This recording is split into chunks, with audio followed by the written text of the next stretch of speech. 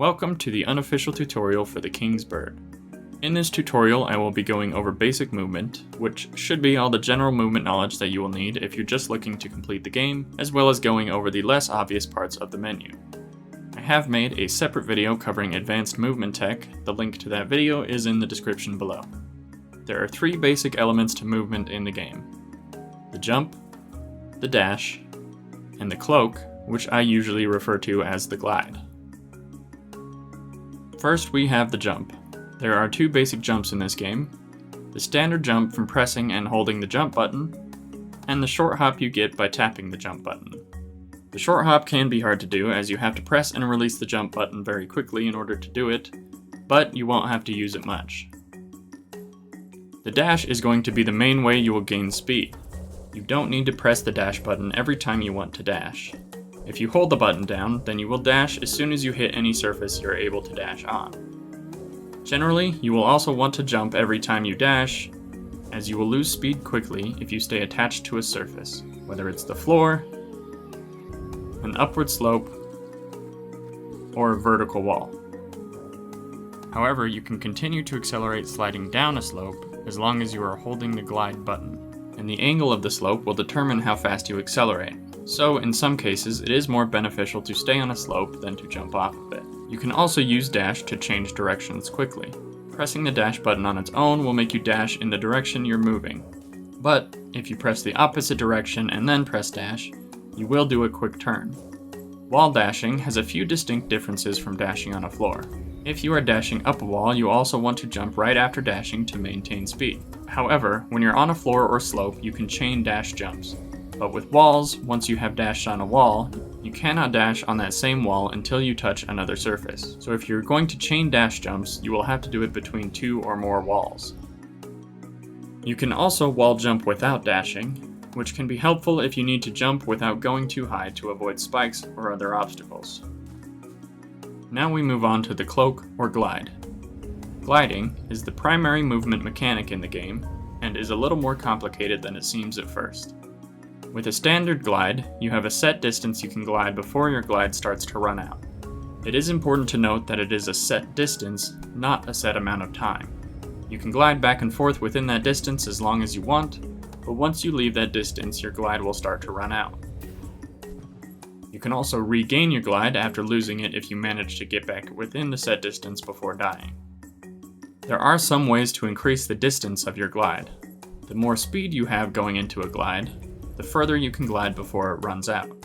You can also feather your glide, or press and release the glide button repeatedly to increase the distance of your glide. In terms of height, the max height of a standard glide cannot go any higher than the original jump. But as with distance, the more speed you have going into a glide, the higher you can go. One last thing to know with gliding is that you can't start or restart a glide until you are moving downward. This includes not being able to glide with a basic jump until you're headed down. It may be better to slide off the ledge instead of jump. And you'll generally want to hold the glide button down when you need to glide high and then turn, since letting go of glide means you essentially lose all control of your direction until you're falling again. The last thing you'll need to know about is ceiling movement. As with walls, if you dash along a ceiling, then you won't be able to dash on that same ceiling until after you touch another surface. A ceiling glide is done by holding the glide button as you move along a ceiling. Letting go of the glide button, losing too much speed, or pressing down will all cause you to detach from the ceiling. As with floor slopes, gliding up a ceiling will cause you to lose speed, and gliding down gain speed. One last important thing to know about is the ceiling slide. If you glide along a flat ceiling that slopes upward at the end, you can stay attached to the ceiling as it changes. However, if you have too much speed when you hit the slope, you will fly off the ceiling. So there are times when you will want to avoid dashing until after you're past the slope. Now I will quickly go over certain parts of the options menu. The Show Level Info option will make your time and current birds collected stay visible on the screen. This can be very helpful when trying to beat a certain time or trying to make sure you have gathered all the birds in one level. The Remove Checkpoints option will disable all checkpoints throughout a level, causing you to restart from the beginning of a level anytime you die or reset. This can be useful if you are going for top times on a level, as it will speed up the process of restarting a level and cause the timer to restart with each reset. With the customizable controls, there are a few things to note apart from the standard buttons. The Quick Reset button will send you back to your last checkpoint, or to the beginning of the level if you have checkpoints disabled.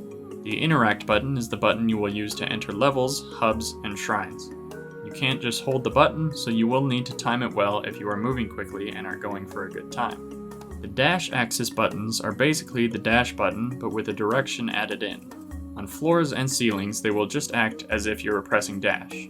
But on vertical walls, they will act as if you were pressing up and dash, or down and dash. They can be useful if you are having trouble changing your direction quickly when hitting a wall, heading up and wanting to dash down, or vice versa. In video settings, there are a few things to note. If you are collecting the birds and are having trouble seeing some of them against the background, I have found that turning off the bloom setting can help with the visibility. Frame skipping is pretty technical. It determines how many physics frames the game is allowed to advance before it has to redraw the visuals. Setting this to 3 means that the game is only allowed to advance a single step before redrawing, which can cause slowdown on lower-end hardware. Setting it to lower values will allow the game to advance multiple steps when needed before redrawing, helping it to run in real time even at a low frame rate. Unfortunately, inputs are only checked every time the visuals are redrawn, so this will slightly reduce how precise you can be. If you are having performance issues, you can try messing with the setting and see if it helps. Having a second monitor up can cause frame rate issues in the game, even with newer computers. So if the game feels a little choppy, you can try disabling or disconnecting any other monitors you may have active and see if that helps. Saves is where you can start the game over from the beginning on a new save or delete any current saves you already have. And finally, there is Assist mode. If you have struggled with completing a level for a while, you may get a notification saying that Assist mode is available to help adjust the difficulty. These are the options that is referring to. Each option gives a brief explanation on the right side, but there are a few things to note. If the Offer Checkpoint Skips option is active, it generally still won't show up in a level as an option until you have died at your current checkpoint many times. And once it takes you to another checkpoint, that counter will reset. One other very important thing to note is that if you are playing on a version that has online leaderboards, enabling Assist mode at any point during the level will make it so your time and completion will not save to the leaderboards, even if you just turn it on and back off without actually using it. So if you're going for top times or just want proof of your completion on the in-game leaderboard, you will have to complete the entire level without Assist mode. Also, one more thing that may be helpful to know if you are stuck on a particular level is that if you are playing on a version of the game that has leaderboards, you can actually select individual times and watch the replays of those levels. And that is the end of the basic tutorial. I hope this information helps. If you have any questions, you are welcome to ask in the comments below, but if you would like a faster response to your questions, you can always visit the Kingsbird Speedrunning Discord, where you'll find myself and others who are happy to help. I will include a link in the description. Enjoy the game, and I hope you have a great day.